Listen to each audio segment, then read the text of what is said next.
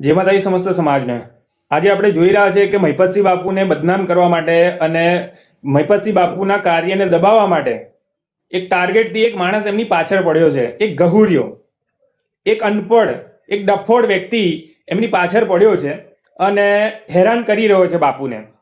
આજે બાપુને બધી રીતે હેરાન કરી ચૂક્યા, પણ કે વાતે બાપુ પ્રત્યક્ષ સચોટ એ વ્યક્તિ સાચો હતો જ નહીં, એટલે સાચું સાબિત કરી ના શક્યો.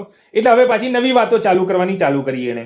કેમ કે દિલીપ મામાના પૈસા બાબતની વાત હતી તો બાપુએ કાલે ઓપનમાં જવાબ આપી દીધો ભાઈને કે તારામાં તેવડ હોય અને તું સાચો જ હોય તો સબૂત પુરાવા લઈને આવી જા, પૈસા કઢાઈ આપવાની જવાબદારી મારી. બાપુએ આ જવાબ આપી દીધો એને. એટલે હવે ફાટી પડી ભાઈની, કેમ કે ભાઈ પાસે સબૂત પુરાવા હશે નહીં, કેમ કે વાતો બનાવેલી હતી બાપુને બદનામ કરવા માટે.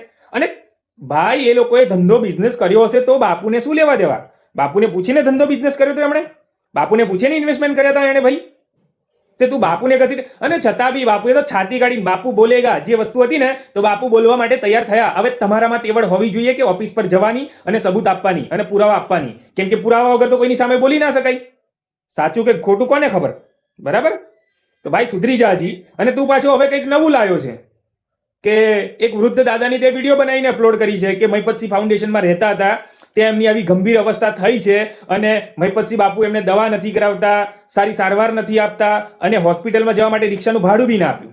બરાબર? સિવિલમાં છે તો મારા ભાઈ એક વખત જઈને જોઈ આવજે મહિપતસિંહ બાપુના ફાઉન્ડેશનમાં કે સુવિધાઓ કેવી છે. અરે જે માણસ લોકોની, જે એમના આશ્રમમાં રહેતા નથી, એમની પણ ફ્રીમાં ટ્રીટમેન્ટ કરવા માટે અને સારવાર કરવા માટે આટલી મોટી હોસ્પિટલનું આયોજન કર્યું છે અને હોસ્પિટલનું કામગીરી હાથ પર ધરાઈ છે. તો ભાઈ એમના વૃદ્ધાશ્રમમાં જે વૃદ્ધ માણસો રહે છે, શું એમને દવા દારૂ ના કરાવી શકે? અરે જે લોકો એમના ત્યાં રહેતા નથી પણ લાચાર માણસો જે હોય છે, જેમની જોડે વ્યવસ્થા નહીં હોતી, એવા 400 થી 500 માણસના ઓપરેશન કરાવ્યા છે બાપુએ અને એમની જિંદગી સુધારી છે. ભાઈ ગાડીમાં ફરતા ફરતા ડાપણ ના જ કરાય. બરાબર છે? એક વખત તું જાતે વિઝિટ કર વૃદ્ધાશ્રમની અને પછી બધી વાતો કરવાનું રાખજે ભાઈ. હજી કહું છું તમને કે સુધરી જાવ. આ બધું સહી નહીં લાગતું તમને. તું કેવા માણસ વિશે શું બોલે છે ને એ તારા કોમેન્ટમાં જોઈ લેજે જઈને. એક કોમેન્ટ તારી વિડીયોમાં સારું હોય ને તો તું મને બતાવજે, ખાલી એક કોમેન્ટ ખાલી. અને તું બાપુને જે બદનામ કરવા માંગે છે ને કે બાપુ આવા ટ્રીટમેન્ટ નથી કરાવતા સારી, આ તે બધું, ભાઈ આખી ગુજરાતને ખબર છે, આખા ઇન્ડિયાને ખબર છે અને ઇન્ડિયાના બહારના દેશોને પણ ખબર છે કે મહિપતસિંહ બાપુ કેવા છે અને એમનું કાર્ય શું છે.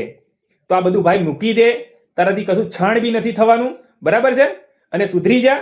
ભગવાનના નામ તું લે છે ને પહેલા, આગળ વિડીયો બનાવતા પહેલા એ ભગવાનને માથે રાખીને સમજ અને સારું કાર્ય કર. આ બધું મૂકી દે ભાઈ.